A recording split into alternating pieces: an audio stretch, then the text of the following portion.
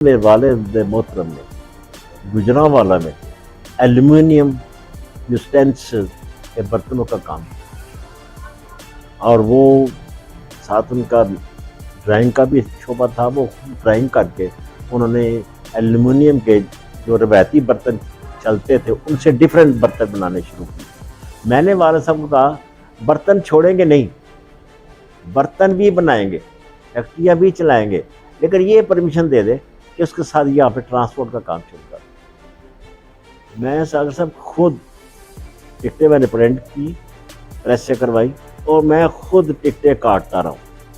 Cycle वालों को देखे वो भी नज़र के साथ नहीं चलाएगा, मोटरसाइकिल वालों को देखे वो भी कानून की खिलाफ वर्जी करेगा, कार वालों को देखे वो भी कानून की खिलाफ वर्जी का। ये ट्रैफिक रूल्स को वो याद बेर नहीं कर। मैं एग्जाम्पल दे रहा हूँ। आप तरक्की याफ्ता कौमों को देखें, उन्होंने सबसे पहले काम यही किया है कि नज़्म व ज़ब्त पैदा किया जाए कौम में। जब नज़्म व ज़ब्त पैदा होगा फिर कौम बनेगी। मसलन एक महल्ला है जिसको आप वार्ड कहते हैं, उसका जो है ना आपस में नुमाइंदा मुंतखब करें, वो वहाँ भी मसले हल करें।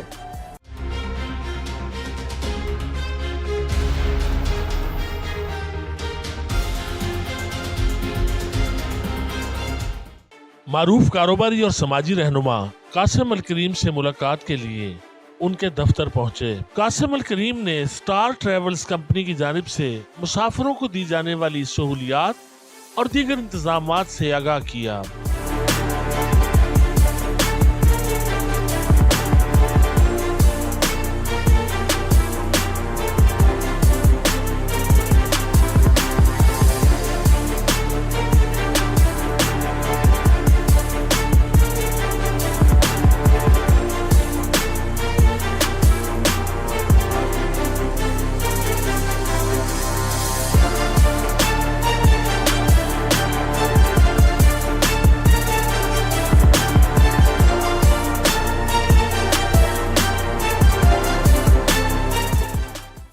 बताइए कि ये एक तो थोड़ा सा ख़ानदानी पस मंज़र, आप कैसे तहरीक पाकिस्तान के हवाले से क्या खिदमात रही हैं, फिर आप अपने वालिद गिरामी के बारे में बताइए और फिर आपके बारे में गुफ्तगू करते हैं उसके बाद।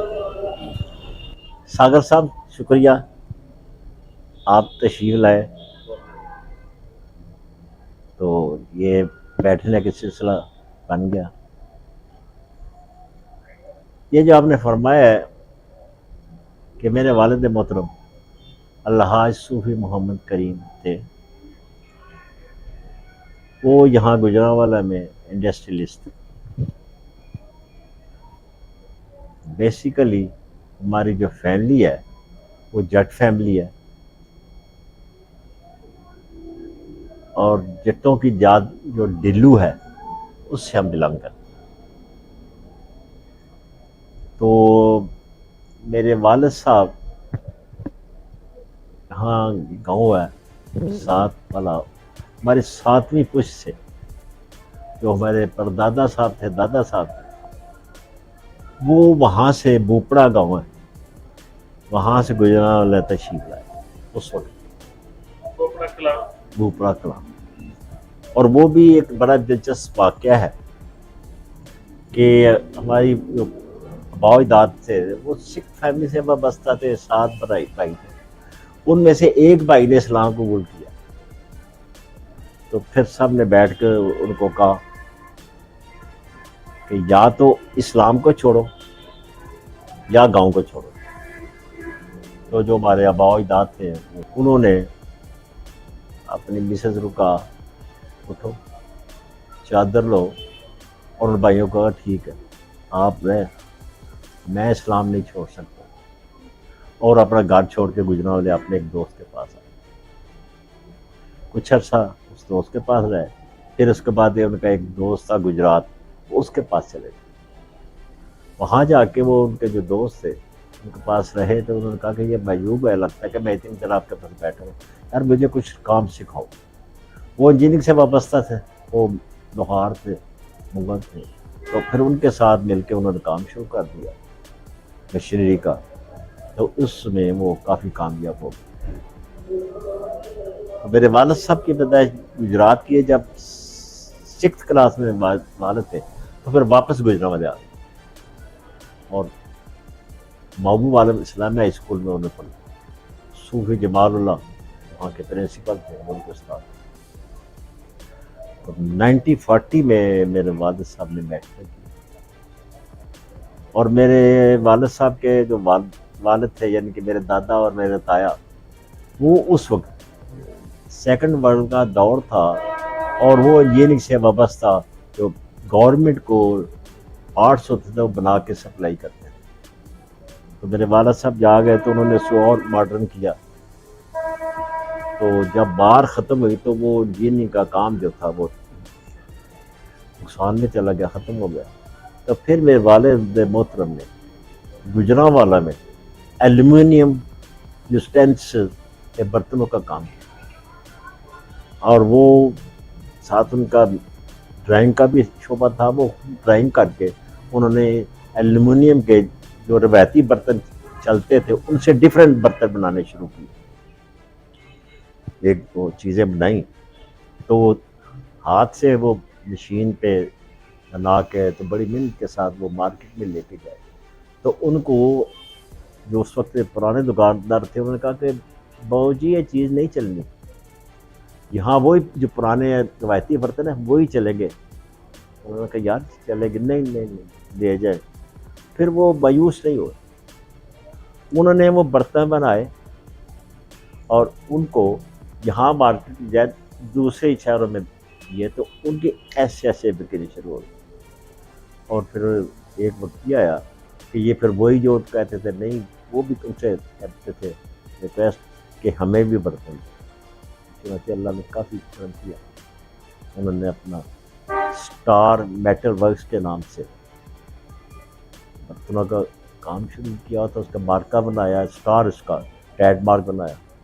تو انہوں نے پھر کافی کام کرم کیا. ہم دونوں بھائی, میرے بھائی خالد صاحب بڑے ہیں, انہوں نے ایف سی کالج سے گریجویشن کی ہے, میں نے بی ایس سی کیا ہے یہاں سے. تو 69 سے جب میں نے بی ایس سی کی تو اس کے بعد میں بھی والد صاحب کے بزنس میں آ گیا. تو پھر والد صاحب میں نے مل کے بھائی نے مل کے پھر ہم نے ایک فیکٹری تھی, پھر دو بنائی. ہم چونکہ دو بھائی تھے, والد صاحب یہ کہتے تھے کہ دو فیکٹری ہو گئی, ایک ہی ہوگی, نو کنفیوژن, آرام سے اپنا اپنا کام کریں انڈر دی سپرویژن آف والد صاحب. کام کرتے رہے. یہ ہماری جگہ تھی. میرے والد صاحب بڑے پروگریسو جین کے تھے, بڑی ان کی ویژن تھا. انہوں نے سوچا تھا کہ جو شہر میں فیکٹری ہیں ایک وقت آئے گا وہ چھوٹی ہو جائیں گی, شہر بڑھے گا, پبلک زیادہ ہوگی, بزنس بڑھے گا, تو ہمیں ضرور باہر شفٹ ہونا پڑے گا. تو یہ میرے والد صاحب نے جگہ اس لیے لی تھی کہ یہاں پہ فیکٹری شفٹ کریں. جگہ ویکنٹ پڑی تھی. گجرانوالے کے کچھ جو ٹرانسپورٹرز تھے وہ والد صاحب کے پاس آئے کہ آپ ہمیں یہ ریٹ پہ دیں, یہاں پہ ہم نے فلائنگ کوشش کا اڈا بنا. تو میں نے والد محترم کو کہا کہ ہم یہ نہ بنا لیں. انہوں نے کہا نہیں نہیں نہیں یہ نہیں ہم نے کام کر رہا ہے, یہ تو گنڈوں کا کام ہے. برادری کیا کہے گی, یہ گنڈے ہیں, گنڈوں والا کام شروع کر لیا. وہی برتن بناتے ہو وہی بناتے ہو. میں نے والد صاحب کو کہا برتن چھوڑیں گے نہیں, برتن بھی بنائیں گے, فیکٹریاں بھی چلائیں گے, لیکن یہ پرمیشن دے دے کہ اس کے ساتھ یہاں پہ ٹرانسپورٹ کا کام شروع کر. تو میں کہا ٹھیک ہے. ان کی اجازت کے بعد پھر میں نے بالکل نیو آدمی تھا, میں نے پتہ کیا کہ ٹرانسپورٹ کا کیا سلسلہ چلتا ہے. میں ڈی سی آفس میں کہا گیا, ڈی سی صاحب کے جو ایکٹر تھا اس سے پوچھا. اس نے کہا یہ ٹرانسپورٹ کا ہمارا ایک شعبہ ہے تو اس کے ساتھ آپ بات کریں. ڈسٹرکٹ ٹرانسپورٹ اتھارٹی RTA کے انڈر تھی. کمشنر صاحب اس کے چیئرمین تھے. چنانچہ ان کے پاس گیا, ان کو میں نے بتایا میں نے یہ کام کرنا. مگر تو بہت کس کام میں پہ گئے, کسی کار ہے چلا دو, چلائیے. میں نے کہا نہیں یار ٹرانسپورٹ بھی ہونا چاہیے. بہرحال اس نے مجھے تھوڑا سا گائیڈ کیا. تو میں نے پھر جو اس وقت سیکٹری RTA تھے ان سے ملا. انہوں نے کہا یو آر موسٹ ویلکم, آئے. چنانچہ میں نے اس وقت میں چیمبر میں ایکٹیو تھا, گجرا چیمبر کارو سینڈل سے. تو میرا تعلق رہا اس وقت کمشنر صاحب تھے، کامران سود صاحب، سید اظہر سید ندیم تھے ڈی آئی جی گجرانوالہ. تو ان سے میں نے بات کی، انہوں نے کہا یار شریف آدمی کیا کر. میں نے کہا آپ آئے تو صحیح. انہوں نے میری جگہ وزٹ کی ایٹ دی اسپاٹ. ٹرانسپورٹ کو یہ پرابلم تھا کہ جنرل بس اسٹینڈ سے جب وہ لاہور جاتے تو سرکل میں پورا پونا گھنٹہ لگتا تھا جی ڈی روڈ پہ پہنچنے کے. یہاں سے اپروچ ایزی تھی تو لوگوں کو ٹائم سیونگ تھی. یہی میں نے ان کو ٹپ دی کمشنر صاحب کو. انہوں نے کہا یہ بات تمہاری ٹھیک ہے. ڈی آئی جی صاحب کو کہا کہ اس کی یہ بات ٹھیک ہے، لوگ اب سیونگ چاہتے ہیں تو یہ پونا گھنٹہ سیو ہوتا ہے یہاں سے.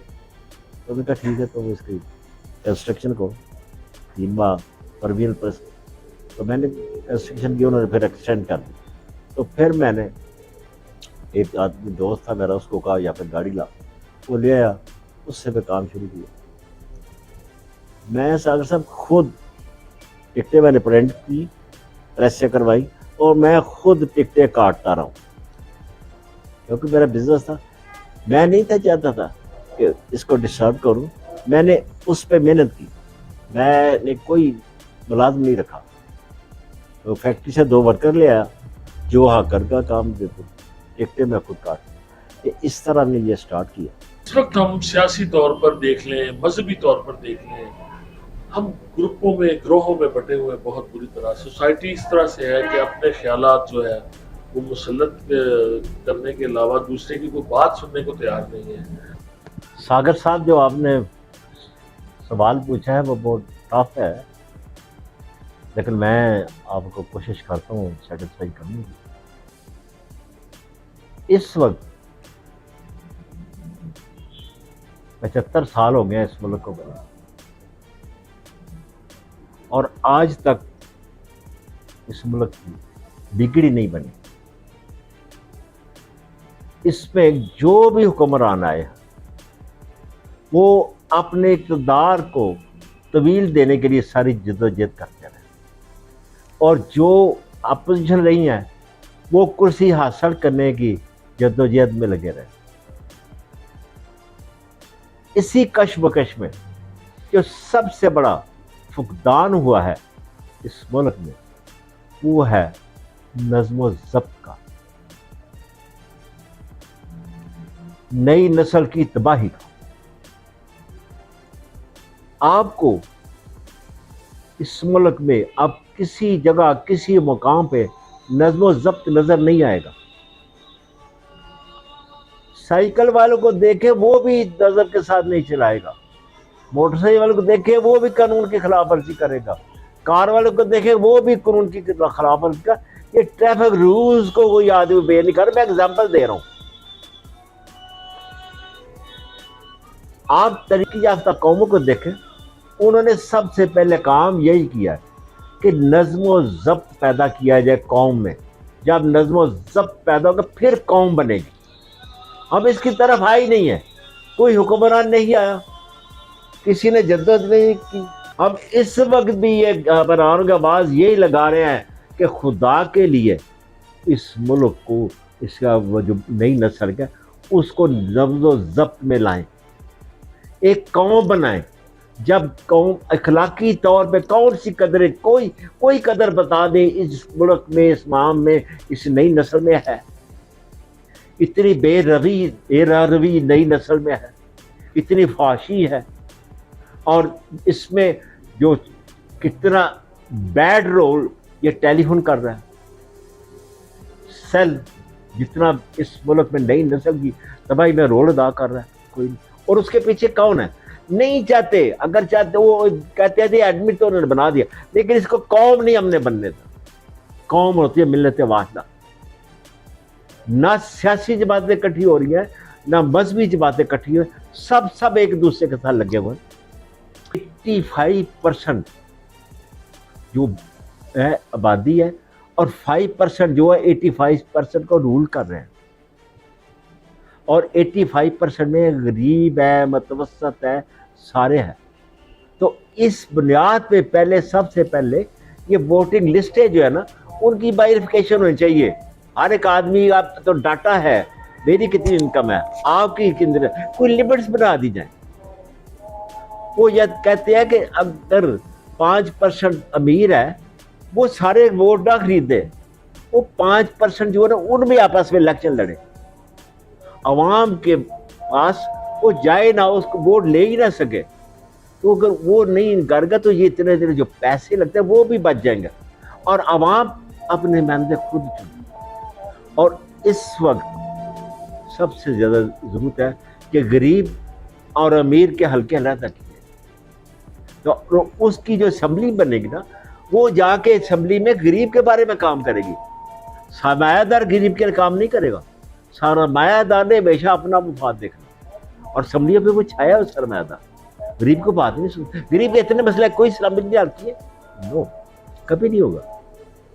جب اسمبلیوں میں غریب کے نمائندے جائیں گے نا, وہ غریب کی بات کریں گے, وہ غریب کے مسائل حل کریں گے. جو سرمایہ دار ہے وہ آپس میں اپنے مسئلے حل کریں. لیکن اب تو یہ سرمایہ کے بت پہ ساری اسمبلیاں انہوں نے آگے لگائی, اور غریب بیچارہ پیس رہا ہے. ووٹ بھی وہ لیتے ہیں اس سے, کوئی پیسے سے لیتا ہے, کوئی دون سے لیتا ہے, کوئی سے دقت. لیکن اس کو پتا ہو غریب کو کہ یہ اتنے پیسے لے کے یہ میرے ووٹ لے گا تو کسی کام نہیں, میں نے تو اس کو ووٹ جیل میں دینے کا. تو یہ اب بھی اس وقت اس کا بہتر حل یہ ہے کہ اکثریت کو آپ نے لینا, تو اکثریت تو غریب ہے, تو غریب کے حلقے علیحدہ کرے, امیر کے علیحدہ کرے, متوسط کے طبقے علیحدہ کرے. 3 کلاسیں ہیں ان کے علیحدہ کر دیں, وہ اپنے اپنی جو فیلڈ ہے ان کی سیٹ کر دینا. اتنی آمدنی والا, اتنے کیپٹل والا غریب ہے, اتنے کیپٹل متوسط ہے, اتنے سرمایہ دار, ان کے کر کے ان کے حساب سے جو آبادی کے تقسیم کرے, جو ان کی پرسنٹیج ہے اس کے حساب سے ان کی سیٹیں ہو, تو غریب اپنے اسمبلی جائے گا غریب کو. اور یہی صحیح ڈیموکریسی ہے کہ آپ محلہ وار ایک نظام بنائے اپنا. مثلا ایک محلہ ہے جس کو آپ وارڈ کہتے ہیں, اس کا جو ہے نا آپس میں نمائندہ منتخب کریں, وہ وہاں بھی مسئلے حل کریں. اگر کوئی خاندانوں میں طلاق کا مسئلہ ہے, وہ کچہریوں میں عورتیں خراب ہوتی ہے, پریشان ہوتی ہے. پنچایتی نظام جی یہی اس کو ٹائٹل اس کے جو پر کوئی بھی رکھا, لیکن وہ لوگوں کے مقامی ان کی دہلیز پر ہی جی ان کے مسئلے اپنے محلے مان لو. بہت شکر گزار جناب آپ کا. اللہ شکریہ, اللہ آباد.